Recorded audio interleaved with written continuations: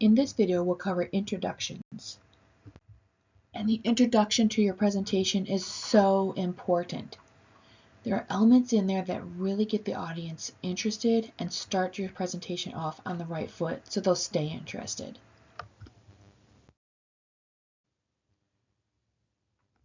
The introduction is the opening statements to your presentation. Once again, just like it would be in writing a paper, you're kind of orienting the audience to what it's going to be covered. And your introduction should include, first of all, getting the audience's attention. For your presentations, you must begin one of these three ways: with a compelling question, a startling fact or statistic, or a story. And I'll give you an example of each of these. First of all, the compelling question. And by compelling, what we mean is not basic. Get the audience interested. It's almost a mysterious type of question. It really gets them wondering what are they going to talk about and makes them want to hear more. So instead of saying, who exercised this morning? Because it's not particularly compelling. It's not particularly interesting. What you would want to say something is more like, who did something this morning to help boost their brain power, to help their mental wellness, and even reduce some types of cancer? Who exercised? That's a much better way to get the audience interested. So you want to have those type of questions. Next, you can also begin with a startling fact or statistic. And once again, I don't mean basic. I mean something that is amazing. For instance, the circulatory system is more than 60,000 miles long. We all have circulatory systems, but I wager that not many of us think about how much is actually in there. So something like this where it's just an amazing fact. Or the pyramids in Giza were built while there were still mammoths on the planet. We don't think of the two coinciding. So that's an amazing thing to think about. So that really grabs the audience's attention and makes them want to hear more.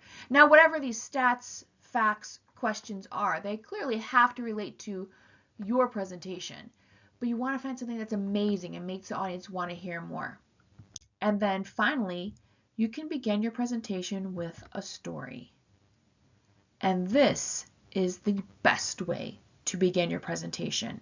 I'm going to have you watch a video about beginning presentations, and he's going to talk about starting your presentation with a startling story, a fact or stat, or a compelling question.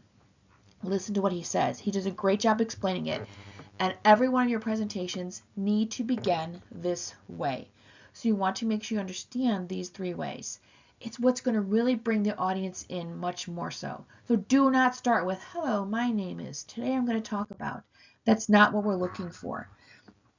Something else you want to begin or to have in your introduction is letting the audience know what your central idea is. Referring to the subject, the occasion, why you chose a topic. Now don't say, and I'm going to talk about, because it's not particularly interesting. If you had a really good story though, it can help cover this. So if you had a story that was about your earliest childhood memory and how important it was to you, that story can kind of incorporate what your main topic is going to be. A good introduction, and I apologize if you can hear that clapping, I cannot get rid of it. It's somewhere embedded in there, and I updated the PowerPoint here and cannot get rid of that. But anyway, a good introduction also motivates your audience to listen. And motivating them to listen is generally, how does it relate to me? And don't tell them exactly. Don't say, this relates to the audience because. That's not interesting. It should come out how this relates to the audience, how this is interesting to them.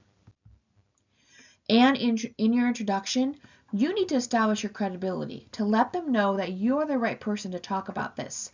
This can be done by your story. It can be done by stating your own experience, your expertise in an area, the education you have, the research you've done, those different things. Establishing your credibility, though, is very important to let us know that you are the right person to talk about this particular topic.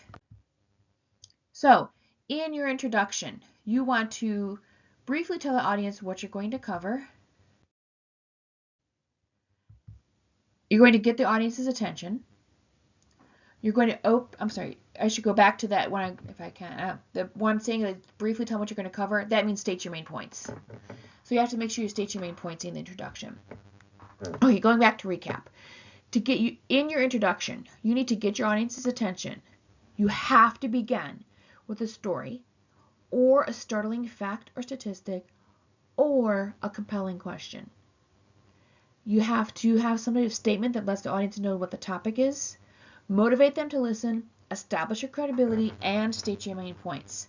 Now keep in mind, all of this, or most of this, could be just in that really good story that you tell. It could incorporate what you're going to talk about. It could help establish your credibility. It could motivate the audience to listen. It can be incorporated in there, and then all you have to do is to state your main points. And maybe the audience also takes from it how this relates to them. So you don't have to go through these in this order. You don't have to say, first I'm going to get the audience's attention. You do have to have the story, stat, or question at the beginning. But it doesn't have to be next, I'm going to let them know what the topic is. Next, I'm going to motivate them to listen. Next, I'm going to establish your credibility. You go through all of these in the introduction. It doesn't have to be in this order, but they all have to be in there. And again, it doesn't have to be, and it should not be. And my credibility comes from, because you know what? It doesn't. You don't tell us you're credible, but what you do is tell us the research you've done, the education you have, the experience, and that lets us lead to say, yes, they're credible. So in your introduction, make sure you have all those elements. This is a copy of the video that I'm going to post, and I want you to watch, and he's going to talk about the story, the starting fact, or the question that you should always begin with. So remember, your introduction has all these elements. Also keep in mind, that introduction is only about 1 minute long at the most, and that's because you can't take an entire presentation to just introduce what you're going to talk about.